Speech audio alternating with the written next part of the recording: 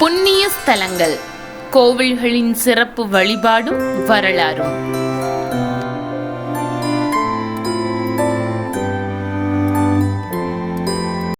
அனைவருக்கும் வணக்கம்.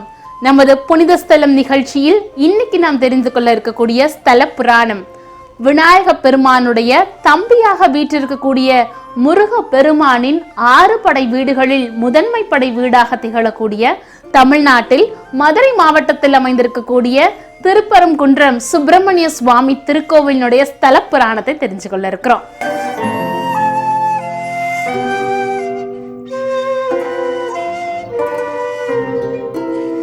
மதுரையில ஆரப்பாளையத்துல இருந்து உங்களுக்கு பேருந்து வசதி அடிக்கடி இருக்குது. அதாவது மதுரையில இருந்து கன்னியாகுமரி போகக்கூடிய தேசிய நெடுஞ்சாலையில மதுரையிலிருந்து சுமார் 7 கிலோமீட்டர் தொலைவுல நம்மளுடைய திருப்பரங்குன்றம் சுப்பிரமணிய சுவாமி திருக்கோயில் அமைஞ்சிருக்குது.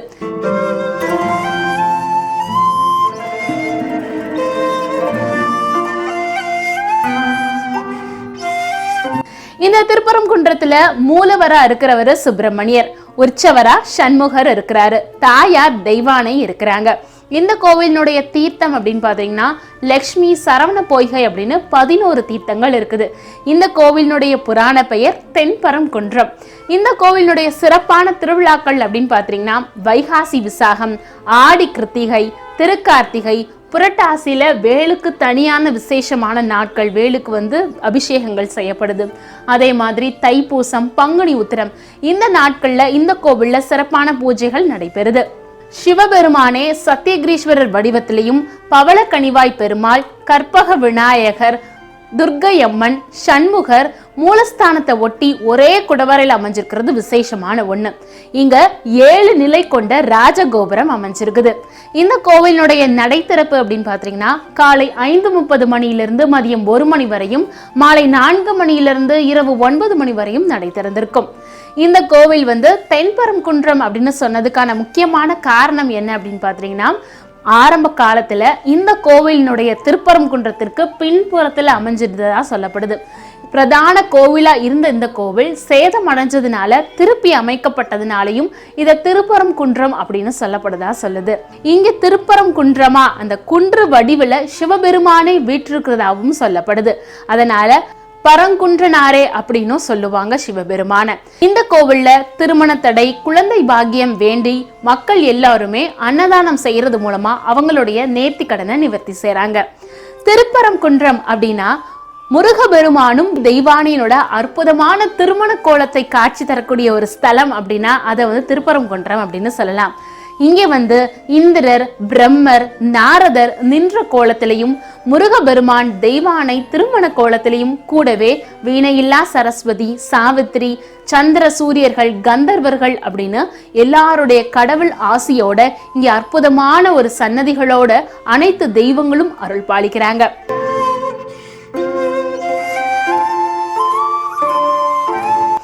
இந்த கோயிலுடைய இன்னும் ஒரு முக்கியமான விசேஷம் என்ன அப்படின்னா, புரட்டாசி மாசத்துல கடைசி வெள்ளிக்கிழமை அன்னைக்கு வேலுக்கு சிறப்பான பூஜைகள் நடைபெறுது. இதற்கு முக்கிய காரணம் என்ன அப்படின்னா, முருகபெருமான் திருச்செந்தூர்ல எந்த வேளால சூரபத்மனை ஆட்சி செஞ்சு அவரை எதிர்கொண்டு வதம் செஞ்சு வெற்றி வேலோட வாகை சூடுறாரோ அந்த வேலோட தான் இங்க திருப்பரங்குன்றத்துக்கு வந்ததாலும், அது மட்டும் இல்லாம முருகபெருமான் இங்க குடவரை மூர்த்தியா இருக்கிற காரணத்தினாலையும் வேலுக்கு சிறப்பான பூஜைகள் நடைபெறுது. இந்த வேல் தான் புரட்டாசி அன்னைக்கு காசி விஸ்வநாதர், திருப்பரங்குன்றம் மலை மீது அமைஞ்சிருக்கக்கூடிய காசி விஸ்வநாதர் கோவிலுக்கு எடுத்து செல்லப்படுது.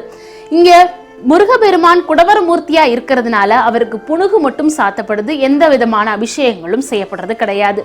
இந்த கோவில்ல பாத்தீங்கன்னா நவ வீரர்கள், நக்கீரர் சன்னதி அமையப்பட்டிருக்குது. நக்கீரர் ஒரு முறை சிவபெருமானோட வாதம் புரிஞ்ச பாவத்தை தீக்கிறதுக்காக திருப்பரங்குன்றம் மலை மீது தவம் இருந்தாரு. அவர் தவம் இருக்கிற சமயத்துல சிவ பூஜையிலிருந்து வெளிவந்த ஒரு பூதம் 999 பேரை சிறை பிடிச்சிச்சு. இவரும் தவத்துல இருந்த சமயத்துல குளத்துல ஒரு இலை பாதி மீனாவும் பாதி பறவையாவும் இருக்கிறத பாக்குறாரு. இது மூலமா அவர் தவமும் கலைஞ்சு அந்த பூதம் இவரையும் சிறைப்பிடிச்சிருச்சு. அப்போ திருமுருகாற்று படைப்பாரி முருகபெருமான வேண்டிக்கிட்டாரு. முருகபெருமானும் அங்க அவதரிச்சு அந்த பூதத்தை அழிச்சு அங்க இருந்த அத்தனை பேத்தையும் அந்த இடத்துல இருந்து பாதுகாத்தாங்க. அப்படி பாதுகாத்தப்ப பூதம் தீண்டிய காரணத்தினால நக்கீரருக்கு பாவம் கிடைக்கப்பட்டுருச்சு. இதனால கங்கையில நீராடணும் அப்படின்னு ஆசைப்பட்டாரு. அப்போ முருகபெருமானே தன்னுடைய வேளால அங்க காசி தீர்த்தத்தை உருவாக்குனதாகவும் இன்ன வரையும் அந்த காசி தீர்த்தம் மலையில இருக்கிறதாகவும் சொல்லப்படுது.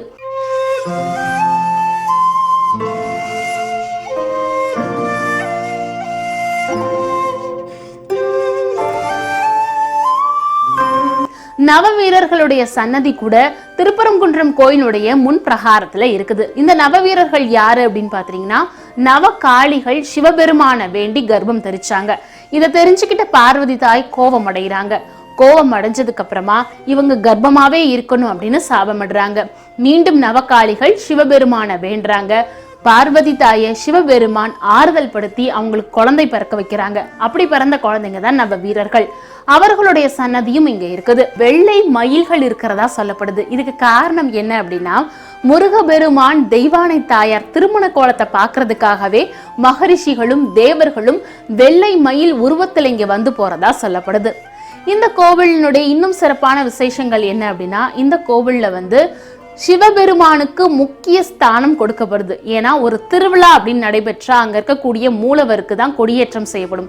ஆனா இங்க சத்தியகேஸ்வரா அமைஞ்சிருக்கக்கூடிய சிவபெருமானுக்கு கொடியேற்றப்படுகிறது. அந்த சமயத்துல முருகபெருமான் வீதி உலா போறது விசேஷமான ஒண்ணு. இதுக்கு காரணம் முருகபெருமானும் சிவனும் ஒன்று. சிவனே முருகபெருமான் வடிவத்துல இந்த கோவில்ல இருக்கிறதா சொல்லப்படுது. ஒரு முறை முருகபெருமான் பார்வதியின் மடியில் அமைஞ்சிருக்கப்போ பிரணவ மந்திரத்தை பார்வதி தாய் சிவபெருமான் கிட்ட இருந்து கேட்கிறப்போ அதை முருகபெருமானும் கேட்டுறாரு. இது பிரணவ மந்திரத்தை எப்பவுமே குரு மூலமா தான் கத்துக்கணும். ஆனா முருகபெருமான் இப்படி கத்துக்கிட்டதுனால அவரு திரும்பவும் சிவபெருமான வேண்டி தான் செஞ்ச பாவத்தை மன்னிப்பு கேட்கணும்னு நினைக்கிறாரு. தைப்பூச தன்னைக்கு சிவபெருமான் காட்சி தந்து அவருக்கு மன்னிச்சு பிரணவ மந்திரத்தையும் சொல்லி கொடுக்கறாங்க. அதனால இங்க ஆதி சொக்கநாதரா சிவபெருமான் கோவிலினுடைய முகப்புல அமைஞ்சிருக்கிறாரு. திருப்பரங்குன்றம் கோயிலுக்கு வரக்கூடிய பக்தர்கள் ஆதி சொக்கநாதரை வணங்கிட்டு தான் அந்த கோயிலுக்குள்ள போறதா ஐதீகம் சொல்லப்படுது. அம்பாள் ஆவுடை நாயகி தனி சன்னதியில் தெற்கு பார்த்தபடி இருக்கிறாங்க. கொடிமரத்தின் அருகே மலையை நோக்கி அதன் அளவிற்கு ஏற்ப பெரிய நந்தியும் இருக்குது. இதற்கு பக்கத்துல மூஞ்சூர் மயில் வாகனங்களும் இருக்குது. மகா மண்டபத்தின் முகப்புல நந்திகேஸ்வரர் தன் மனைவி காலக்கண்டியோட இருக்கிறாங்க. மகா மண்டபத்துல நடராஜரை சுத்தி ரிஷிகளோட பார்வதியின் அம்சத்துல அன்னபூரணி, சிவசூரியன், சந்திரன் ஆகியோர் இருக்கிறாங்க. குடவரைக்கு வலதுபுறத்துல பஞ்சலிங்கங்கள் அம்பாள்களோட திருமண கோலத்துல இருக்கிறாங்க. கார்த்திகை முருகன் வள்ளி தெய்வானையோட இருக்கிறாங்க. இவங்களுக்கு பக்கத்துல கருடாழ்வார் நின்ற கோலத்துல இருக்கிறது விசேஷ தரிசனம்.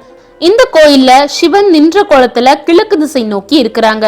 இவங்களுக்கு பின்புறத்துல நந்தி நின்ற நிலையில இருக்குது.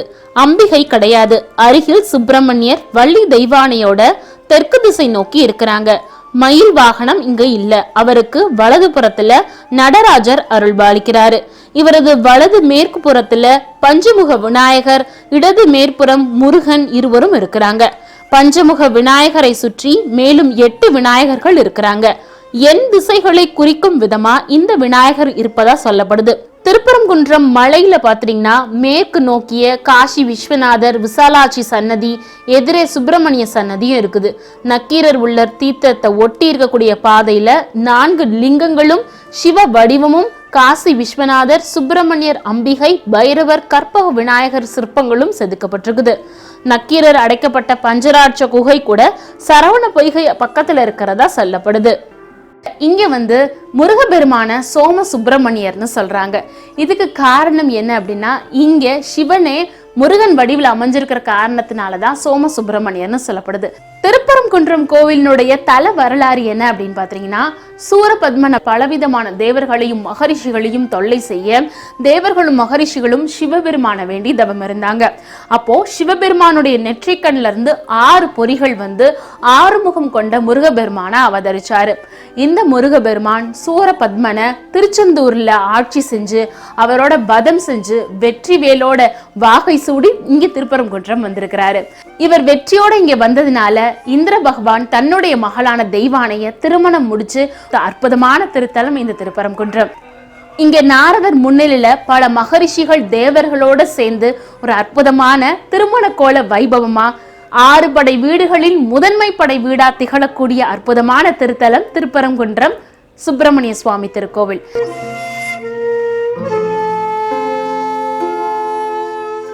இன்னைக்கு பார்த்த இந்த தகவல் கண்டிப்பா உங்களுக்கு பயனுள்ளதா இருந்திருக்கும் நினைக்கிறேன். இதே மாதிரி முக்கியமான திருக்கோவிலுடைய தல வரலாறுகளை தெரிஞ்சுக்கலாம். நன்றி, வணக்கம்.